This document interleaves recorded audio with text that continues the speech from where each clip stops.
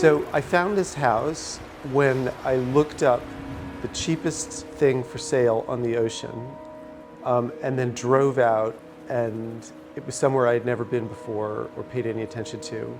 And I walked right in and paid the ask.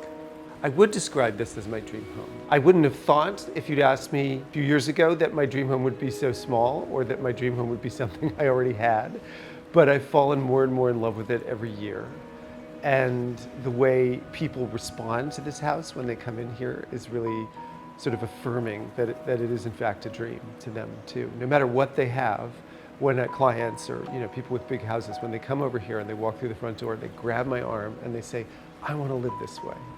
If you're a decorator, chances are you're living out of a suitcase half the time because your projects are lots of places, and home is someplace you're always moving towards. Even when you're not actually there, the feeling of moving towards it closes the loop on ever feeling lonely or sort of adrift. And I'm always moving towards this place, so that's why I think of this place as home.